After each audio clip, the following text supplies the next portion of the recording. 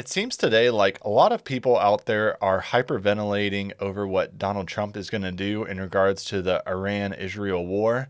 You have a lot of the people in the media, whether it be your typical people in the legacy media or even the people on the right in the new alternative media, are going crazy. And it's really driving me nuts just to watch it and hear them talk about it.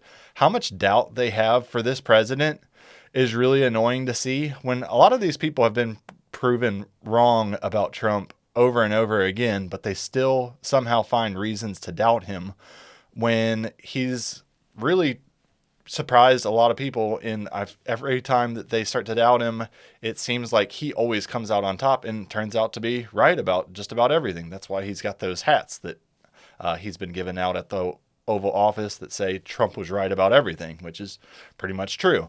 Even me, it's been a while, but I, doubted him back in 2016. And that was the most wrong I've been wrong about anything in politics in my entire life. I feel like I thought that President Trump was going to be this, hidden liberal just with this hidden agenda, just trying to win the primary.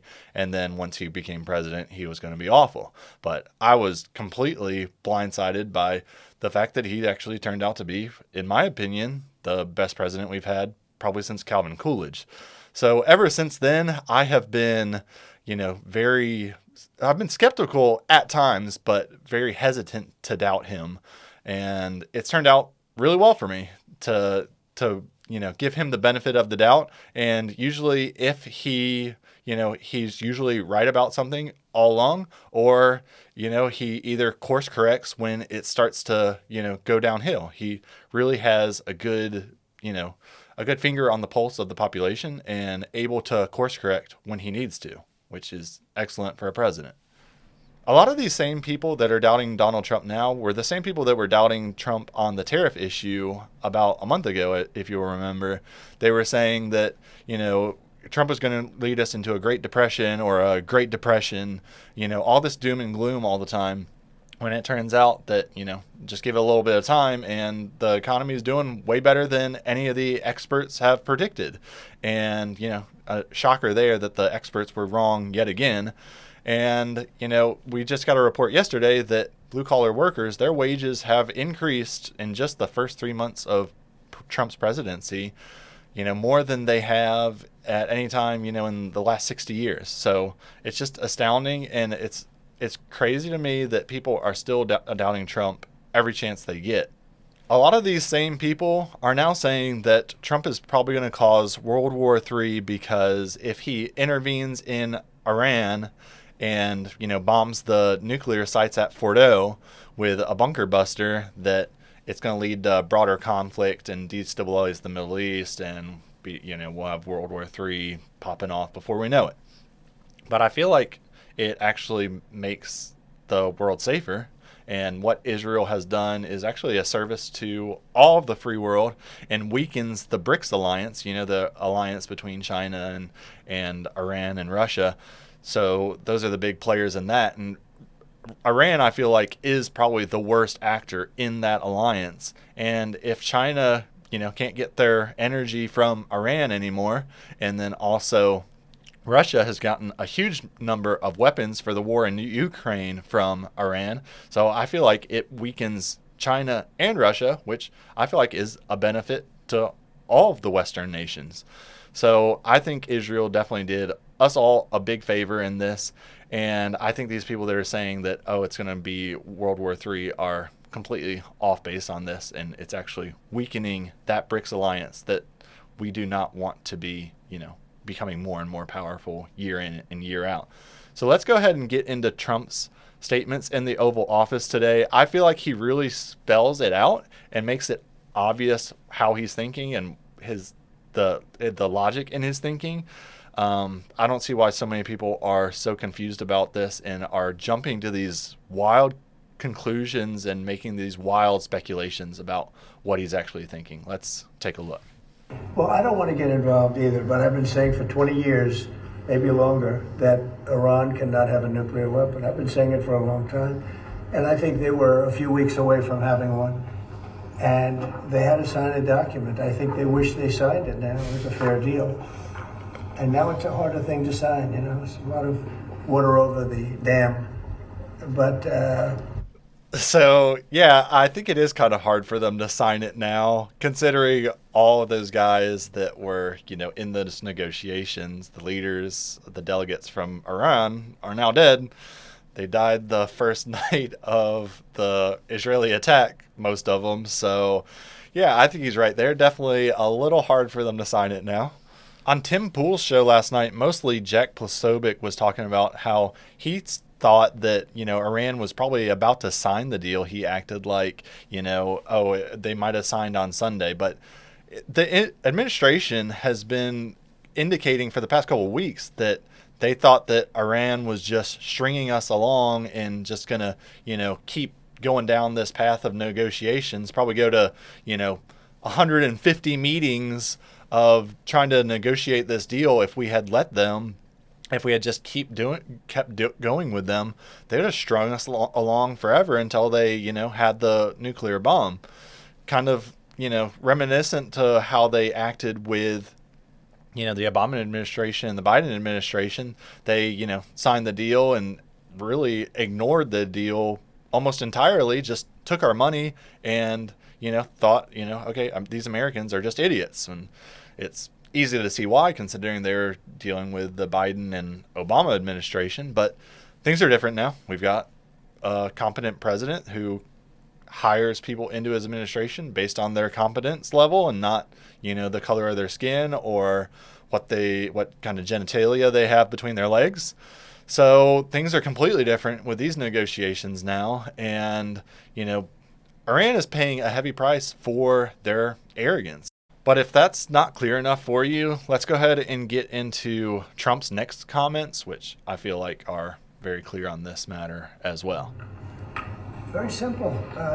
If they think that it's okay for Iran to have a nuclear weapon, then they should oppose me, but nobody thinks it's okay. People that I don't want to fight either. I'm not looking to fight. But if it's a choice between fighting and them having a nuclear weapon, you have to do what you have to do. Maybe we won't have to fight. Don't forget, we haven't been fighting. We add a certain amount of genius to everything, but we haven't been fighting at all. Israel's done a very good job of that. But we'll see what happens. The bottom line is they can't have nuclear. And if I can't imagine that Ted Cruz said it's okay for Iran to have nuclear, including Tucker. I don't think Tucker says it's okay. The problem is then they get themselves into a thing. They don't want them to have nuclear, but then they say, well, we don't want to fight. Well, you're going to have to make a choice because it's possible that you're going to have to fight for them not to have nuclear. And it's interesting because I did ask Tucker, I said, well, are you okay with nuclear weapons being in the hands of Iran? And he sort of didn't like that. He didn't want to really, but he sort of didn't like that. And I said, well, if it's okay with you, then you and I do have a difference. But it's really not okay with him. Therefore, you may have to fight. And maybe it'll end, very quickly. But there's no way that you can allow, whether you have to fight or not, you can allow Iran to have a nuclear weapon because the entire world will blow up. So yeah, I feel like Trump is being very clear on this. He's been clear on it for years. He hasn't changed his language on this. He's been saying, during the campaign last year that, Iran cannot have a nuke. He's not going to let that happen. So obviously, if Israel can't get the job done, the United States will go in there and, finish off that nuclear site if they need to. But, we're not going to do it unless absolutely necessary. So it looks like Israel's got it under control now. And, when the timing's right, he'll make that decision. And all these people that are losing their mind over this and acting like Donald Trump's going to put boots on the ground, which I have no idea why people think that he's going to act that way. And, a lot of these same people were saying all the way up until last week that, strikes on Iran would be a bloodbath because apparently they thought Iran had this impeccable air defense system, which they quite clearly did not, because during the first night of the attack, they didn't even shoot a single surface-to-air missile at an Israeli plane. They just now today shot down one Israeli drone. That's all the evidence we have. I'm pretty sure, we saw very clear footage of that drone today. So if Iran had actually shot down what they say they've shot down a F-16 and a 5 F-35s, which no one has ever shot down a F-35 in history, but Tehran is claiming that they have, but they're just not going to provide any video evidence or pictures of it.